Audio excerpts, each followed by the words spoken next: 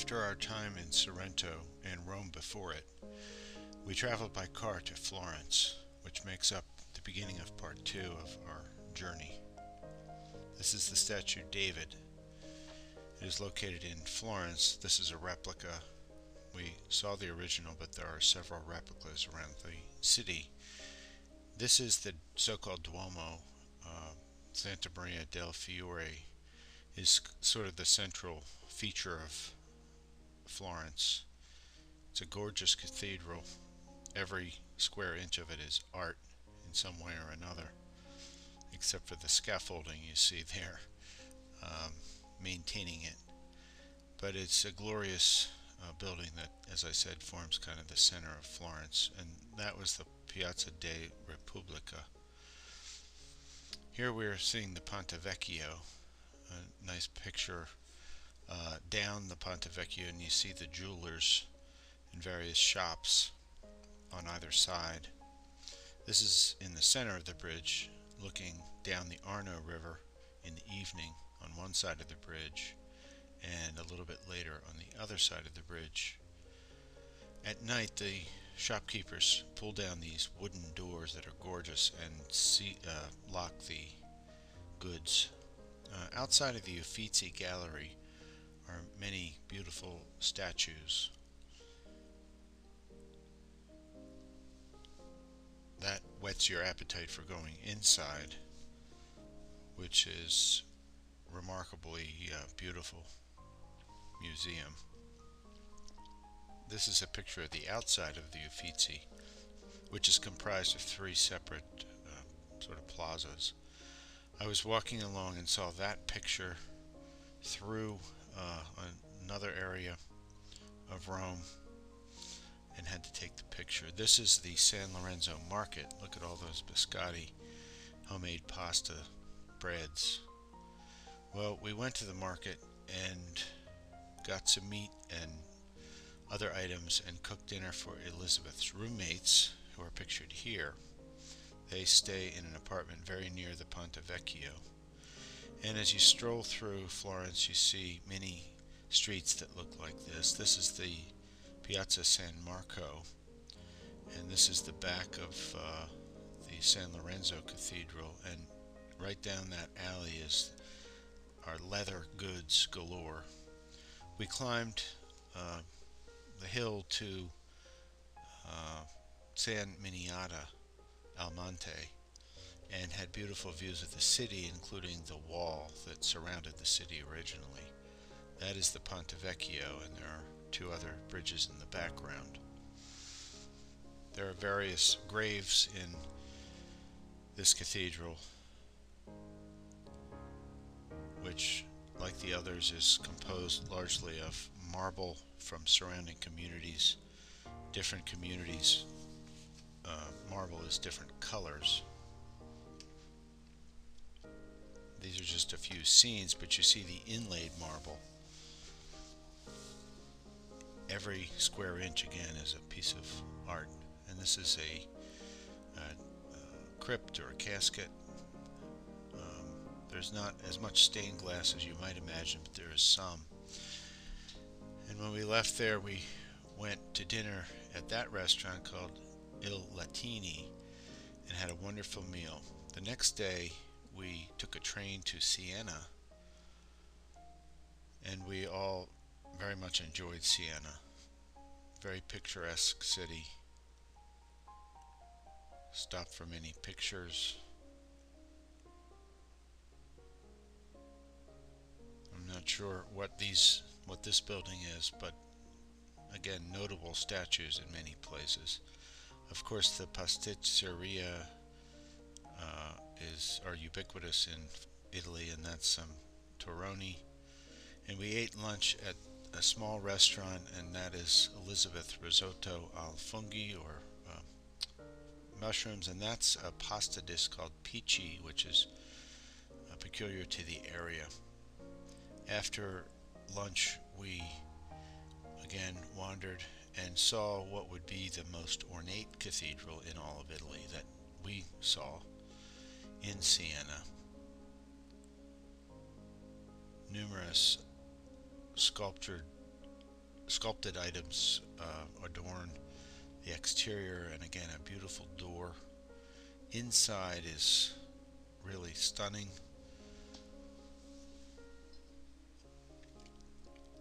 I would have liked to have heard the organ that you see the pipes of there. And there are many side rooms, each beautifully decorated. Marble everywhere. Mosaics and paintings, and that's the ceiling. So every inch is worth looking at. These are a few close-ups of exterior items and notable people from Siena's past, and the wolf-like creature and a baby, and that is a mosaic. Can't imagine the hours that were involved in creating each of these elements.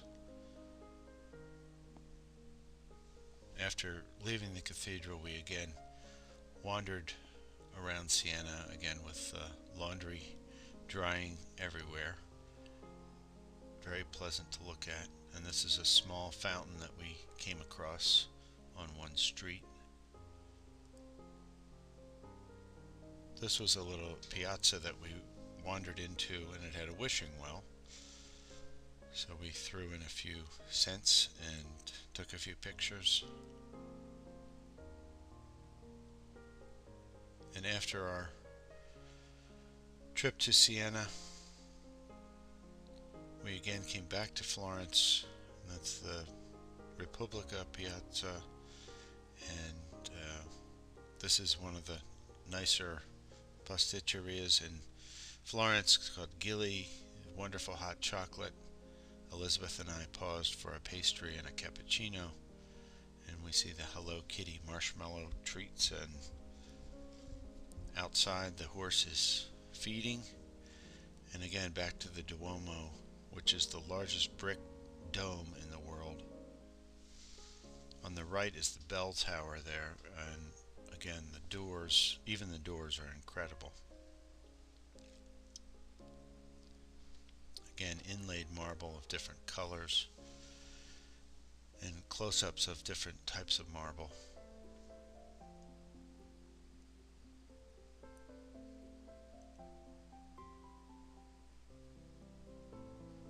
I went out alone and saw Dante, the street where Dante was born, Dante Alighieri, and a museum in his honor. And I went to Santa Croce. Santa Croce was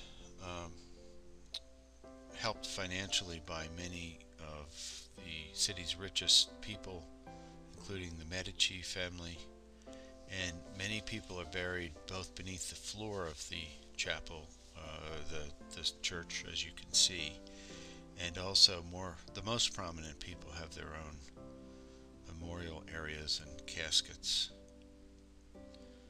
That, I believe, is one of these is Napoleon Bonaparte's wife.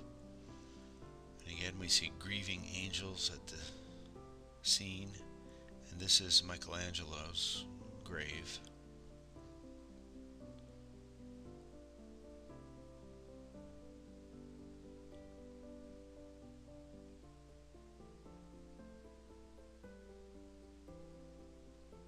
Each one a work of art.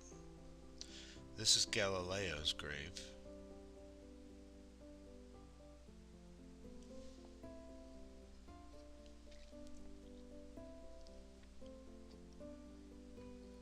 Even a tribute to Fermi, although I'm not sure that he is buried there, and Marconi, the inventor of wireless radio.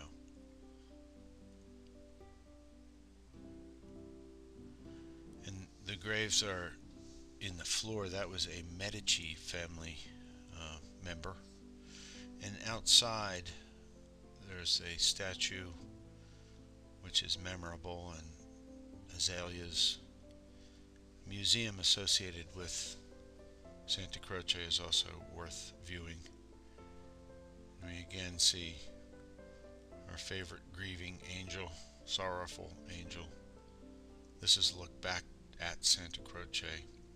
but there are other themes throughout the city. That was a defender of Italy, and again we see the Ponte Vecchio with the crew members.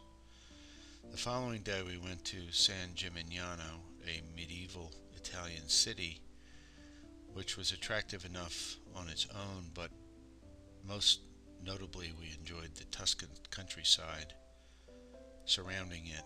It's high on a hill. Here we see potable water fountain, and we paused for pictures.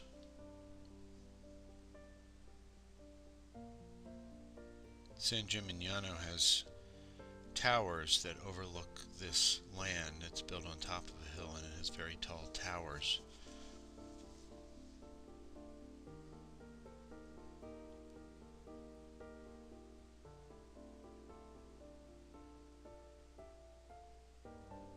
A very picturesque but more primitive city than the other Italian cities and towns we've been in.